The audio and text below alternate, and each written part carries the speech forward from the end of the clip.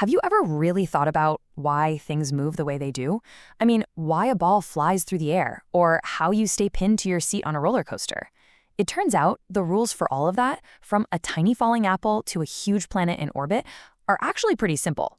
And today, we're going to unlock them together, all with just one simple story. And it all comes down to this one big question. I mean, this is the question. It's what hit Isaac Newton, supposedly, under that apple tree, right? And it set him on a path that changed science forever. It sounds so basic, but the answer? Well, it pretty much runs the entire universe. So our story doesn't start in some high-tech, fancy lab. Nope. It all starts right here, with just a quiet moment of observation under a tree. You know, it's a great reminder that some of the biggest, most world-changing breakthroughs, they just come from paying attention to the everyday stuff happening all around us. Okay, so let's set the scene.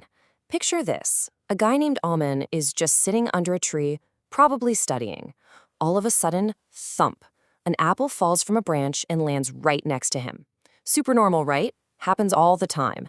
But then, his friend Kavya says something that triggers a massive idea.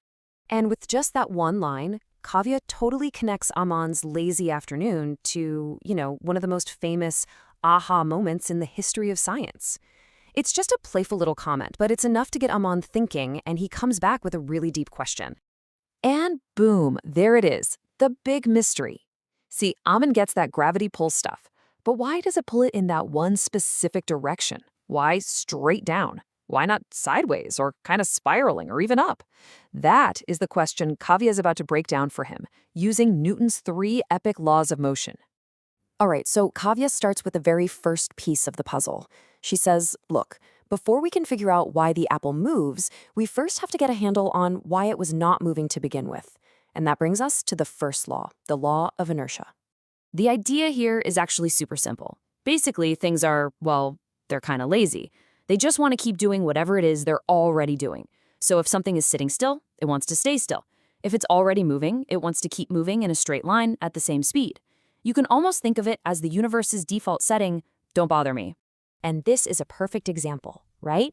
The apple was just chillin', hanging out on the branch, totally happy being at rest. And honestly, it would have stayed there pretty much forever, if not for an outside force butting in. And that force, of course, was gravity. It came along and completely changed the apple's at-rest situation. Okay, so law number 1 tells us you need a force to change things up. But now we get to law number 2, and this one tells us exactly what happens when that force shows up. This is where we get into the nitty-gritty, the numbers behind the movement. Yeah, this is where a little bit of math comes into play, but stick with me, it's not scary. It's not just that the apple starts moving, it's about how fast its speed picks up. This law is the beautiful connection between the force being applied, the mass of the object, and how much its speed changes. We've got a word for that change in speed: acceleration. And this is the whole thing in one elegant little equation. Force equals mass times acceleration. Think about it. It makes perfect sense. If you push something harder, that's more force. It's going to speed up faster, right? More acceleration. And if something is really heavy, that's more mass. You're going to need a much bigger push to get it going at the same speed. For our little apple, the massive force of Earth's gravity acting on its tiny mass resulted in a very specific, predictable acceleration straight down. So we've covered the apple just hanging out, and we've covered it picking up speed as it falls. But what about the grand finale? What happens at the very moment it hits the ground? Well, that brings us to the final piece of this whole puzzle. The third law, the law of action and reaction. Now, this one is probably the most famous of all 3 laws. You've definitely heard it before. It tells us something really fundamental. Forces never, ever act alone. They always come in pairs. You literally can't push on something without that something pushing back on you with the exact same amount of force. So let's apply that to our apple. When it smacks into the ground, it's pushing down on the ground with a certain force. Let's call that the action. But at that very same instant, the ground is pushing back up on the apple with an equal and opposite force. That's the reaction. And that's what brings the apple to that sudden final stop. Okay, let's step back and put all 3 pieces together now. Because these laws aren't just 3 separate random ideas. They're a complete package, a perfect system for explaining the apple's entire journey, from the moment it was hanging on the branch to the moment it hit the dirt. just look at how perfectly this all flows together. First, the apple is at rest. That's law number 1, inertia.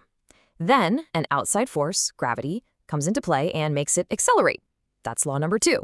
And finally, it hits the ground and the ground pushes back, stopping it cold. That's law number 3. See? It's a complete story with a beginning, a middle, and an end, all explained by these 3 laws. And that was the big aha moment for Eamon. He realized this was never just about one little apple. The exact same 3 laws that explained its short trip to the ground are the same ones that explain how planets stay in orbit around the sun and how massive galaxies move through the universe. It's an idea that's truly universal, and it was all unlocked in a simple backyard. So, now it's over to you, because once you know these rules, you start seeing them everywhere. Kicking a soccer ball, driving your car, heck, even just you sitting there right now, your chair is pushing back up on you with an equal and opposite force. These laws are constantly in action, so the next time you're out and about, start looking for them. The fundamental rules of the universe are happening right in front of you. What are you going to notice first?